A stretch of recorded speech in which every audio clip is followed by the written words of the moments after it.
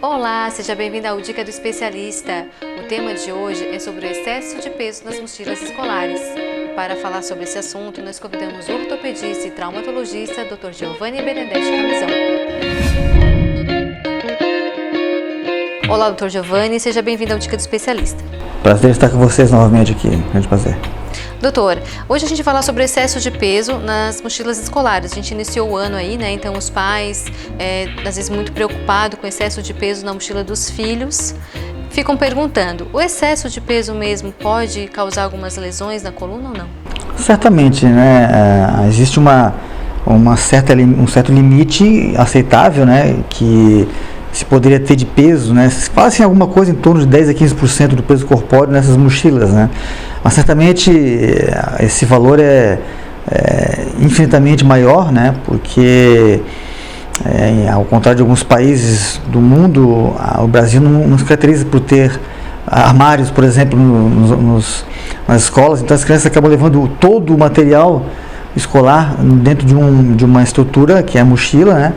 E sobrecarregando certamente a coluna e tendo lesões posteriormente que vão se desenvolvendo ao longo do tempo, né? Então, excesso de peso é terrível mesmo.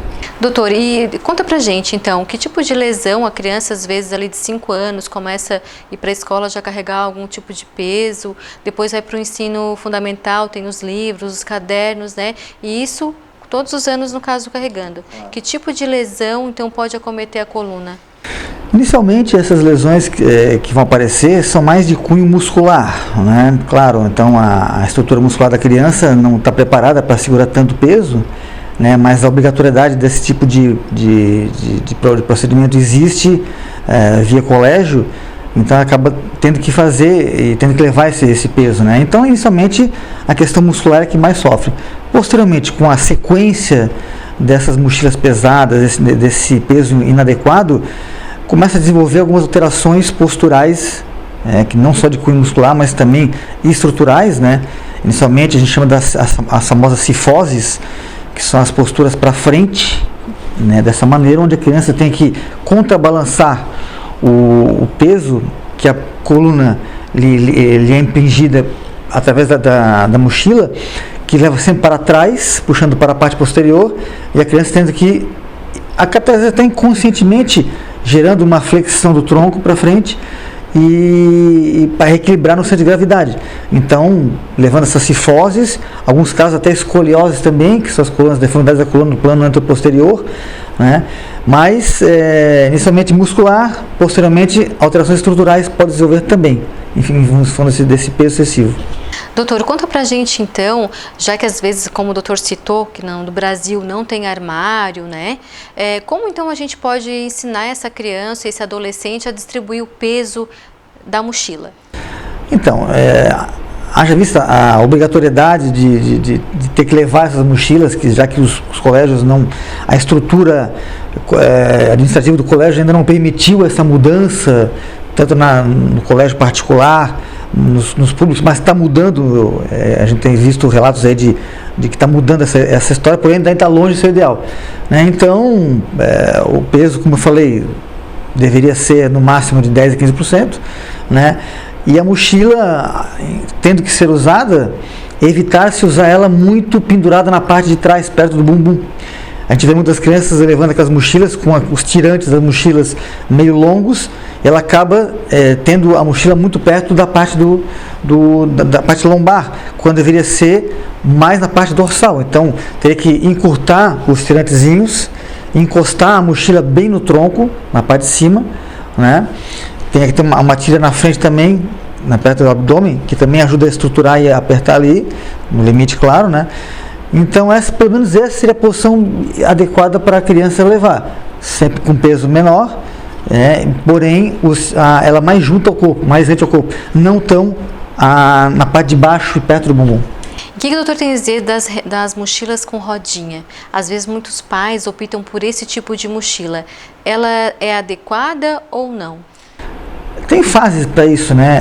As crianças acabam querendo usar, depois de uma certa época, não mais mochilas de rodinha, porque ficam com vergonha até as crianças maiores, mas certamente, se ela for levada do lado, né? Também não puxando de trás, do ladinho, com rodinhas, como se fosse uma mala de um aeroporto, uma mala de bordo de um avião, né? Tu leva, elas tem a alça mais em cima, a criança pode levar aqui, do ladinho do corpo, e vai empurrando praticamente. Seria muito mais fisiológico do que usar aquelas mochilas mais pesadas.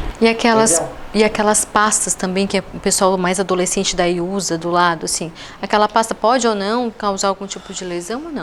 Se for com peso excessivo, sim, né? Acontece que essas pastas acabam sendo, parece com menos peso do que a tradicional mochila, né? Como é um espaço menor, as adolescentes acabam levando materiais menores, não tanto exagero quanto na mochila. Como a mochila é muito grande, então tu coloca tudo lá dentro, né? Penal, outras coisas, os livros, os cadernos, e vai enchendo de objetos.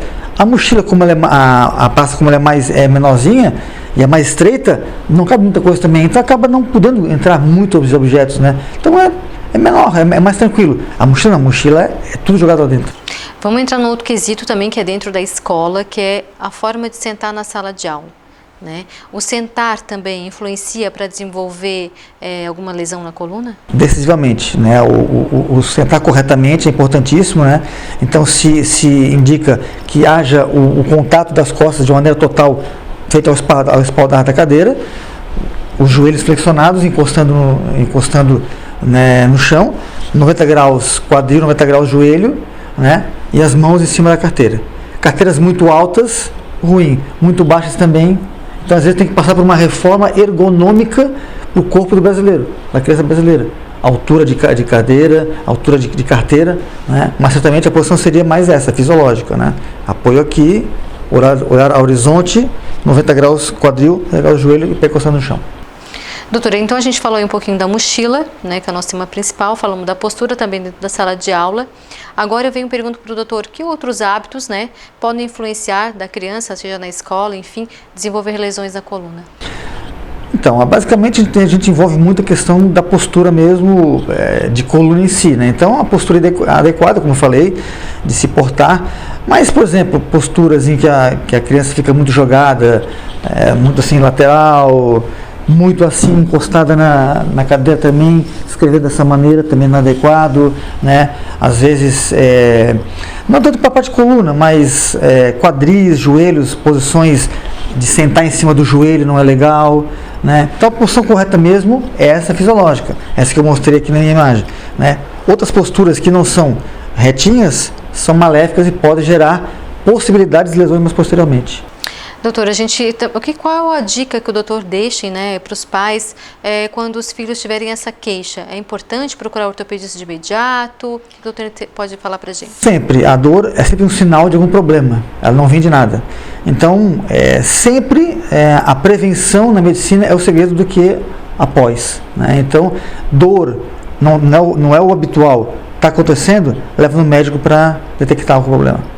Doutor, agora para encerrar então a dica do especialista, peço para o doutor deixar uma dica então para os pais, né, e para as escolas, referente a gente prevenir então, né, essas lesões, no caso na coluna da criança e do adolescente. Eu acho que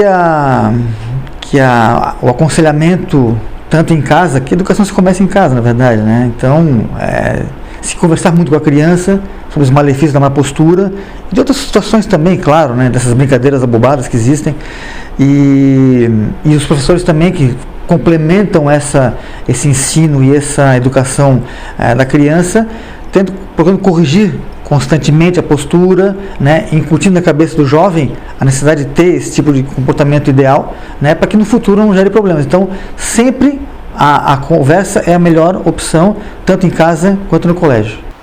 Legal, doutora. Acredito que o conteúdo ficou bem completo, abordamos temas atuais aí que estão nas redes sociais e nos jornais, né? Então, muito obrigado por ter participado aqui na Dica do Especialista. Grande prazer, sempre a posse e à disposição. Tá certo. E você que nos assistiu, continue nos acompanhando e até o próximo vídeo.